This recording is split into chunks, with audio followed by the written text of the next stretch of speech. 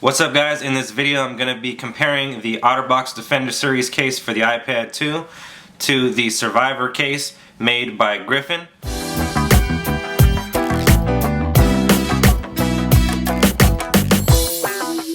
What's up guys, welcome back. Let's go ahead and start comparing these cases.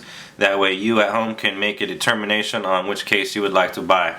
First off, let's go ahead and start off with the stands that they come with. Let's start off with Griffin's stand first. This is the actual stand right here.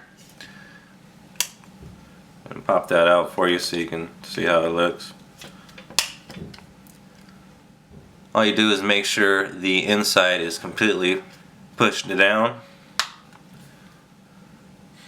Now this stand does attach to the case, so it is very handy and very portable and easy to use and manage. Now to put it away, all you need to do is push up down here at the bottom. It folds up like this, and it's ready for easy storage. Let's go ahead and take a look at the stand that Otterbox provides. Now taking a look at the inside, we have a stand that's adjustable right here. So you can bring this up. Your iPad will sit very nicely this way, or your iPad can sit very nicely this way. This does double as a front protective shield as well, so you can put this over the front of the iPad. Next up is the shock absorbing silicone. Now the silicone on the Survivor Series case made by Griffin is very nice, very thick. It does have a waffle look to it in the back. All your ports are accessible and fully covered. Let's take a look at the thickness here. It does feel very nice. It does feel very heavy. You could tell that it will absorb some shock. The Griffin Survivor Series case is said to have withstood up to a 6 to 8 foot fall on the concrete. Let's take a look at the back. Very nice Griffin logo up here. It has a very nice grip to it. It has two extra paddings back here in the back. It is said to be up 1/4 of an inch here. That way if anything spills, it will go underneath this. These covers do flip back and do attach down here and stay in place. 30-pin charge connector is covered. Very nice cover. Now this silicone has a honeycomb background to it. Very nice shock absorbing feel. It's a lot thinner than it is on the Griffin, so it doesn't look like it would protect as much on a drop from high distance. The thickness is not very thick at all, so once again, when it does come to drops, I'd say the Griffin have more protection to offer. Let's take a look at the back. In the back here we do have the flap back here that opens up so you can dock your iPad to. It also has a cutout here and an opening for your iPad 2's Apple logo. Your headphone jack is covered. Your secondary microphone is not covered. You have a cover for your sleep wake. There is no cover, and you have a hole opening here for your camera. A grommet here, fully covered with shock absorbing silicone around your mute and orientation lock. Nice Otterbox logo.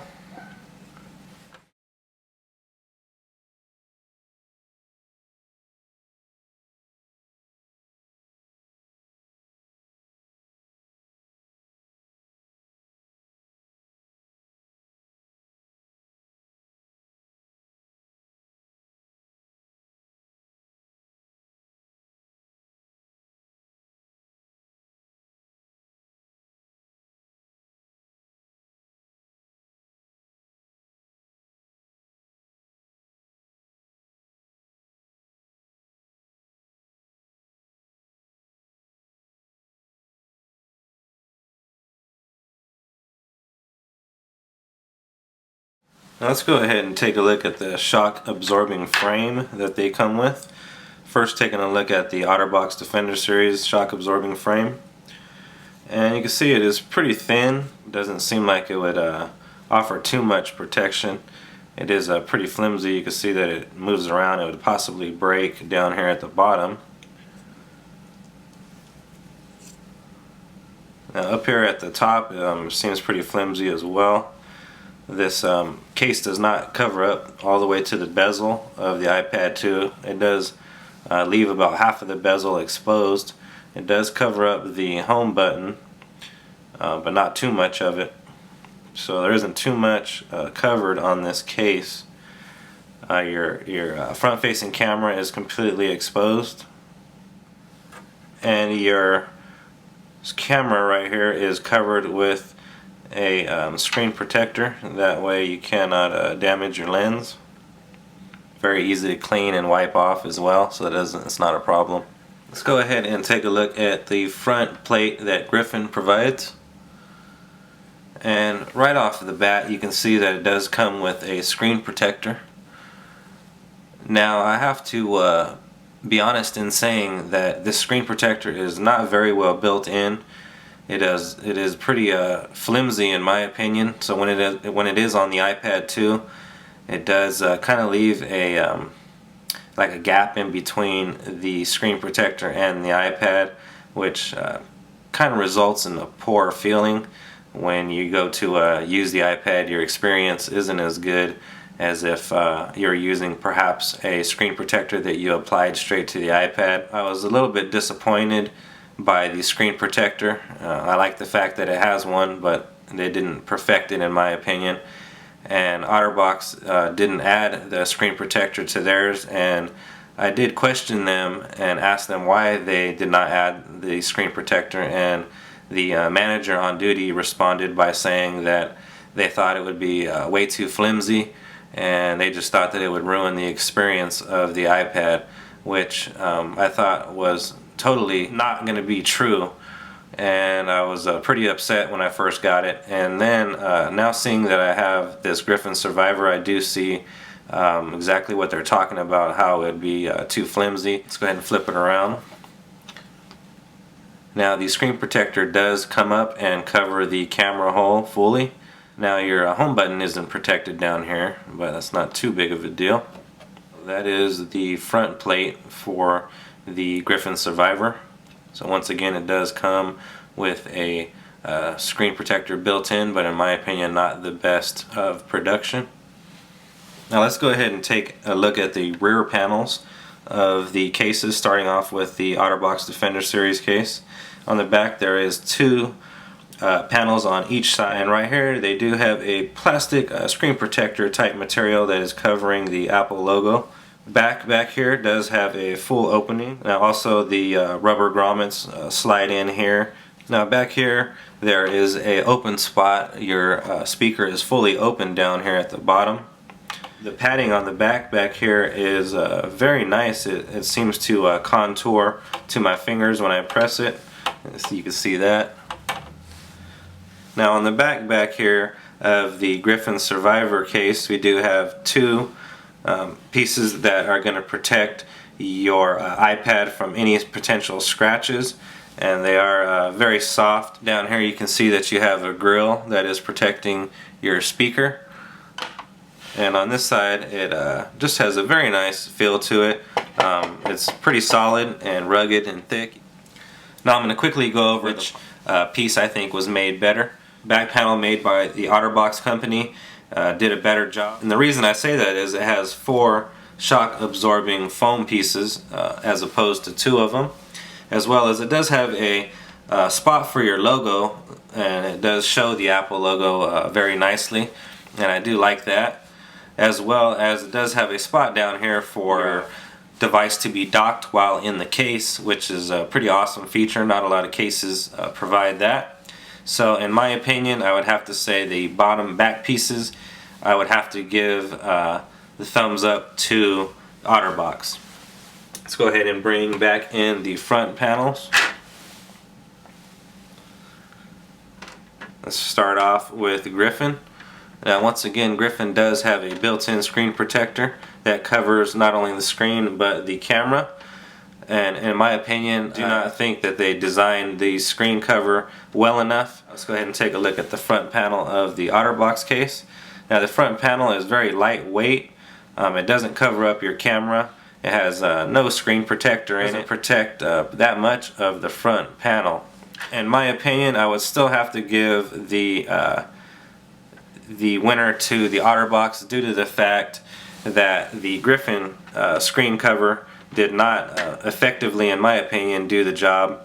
I mean, it does do the job if you're looking for something to just protect the screen, but if you're looking for elegance and something to not take away the experience of the iPad 2, then this screen cover did not meet up to those standards, as Griffin did not perfect the screen cover that was came installed natively.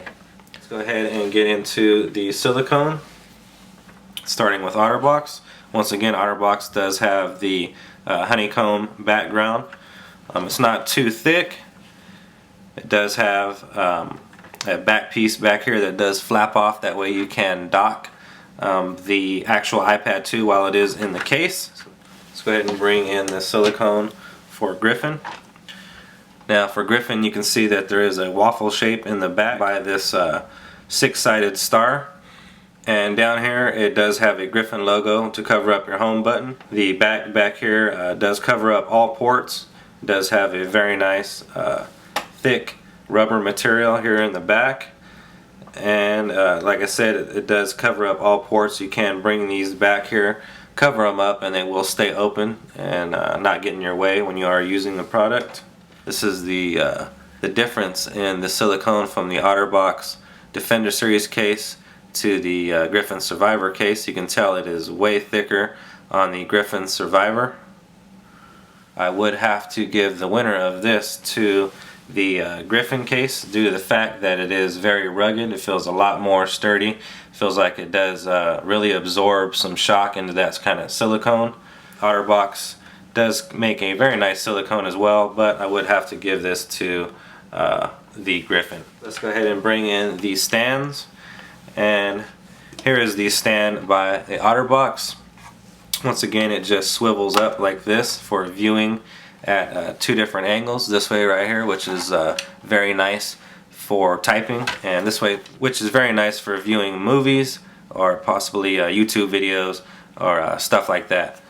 So this also does cover up the front panel of the actual case, like so. So it does act as a screen protector as well.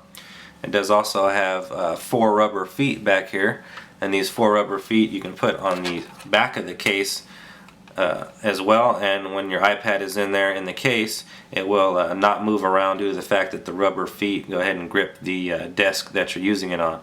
So that is pretty handy. They did think of a couple nice features on that. So let's go ahead and bring in the stand for the Griffin Survivor. Once again, the Griffin Survivor just opens up back here like this. It's not too hard to open up, but it does take a little bit of opening, which is, I guess, a good thing. So that's how it looks back here. Make sure this is all the way extended out. After using this stand for a while, I did notice that it just really wasn't sturdy enough. It is definitely not as sturdy as the Otterbox stand. So let's go ahead and close that up. This does go directly on the side of the case, so it is very easy to take along and does not get in the way at all.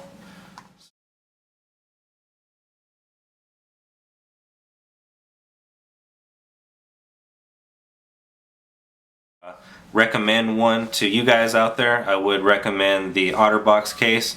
Now there is a couple situations where I would recommend the Griffin case, and that is if you're using this for work outdoors. I would definitely recommend the Griffin case, only because you're not using it for elegance, you're using it for business purposes and work purposes. So I would recommend the Griffin case if you're giving this case to a child.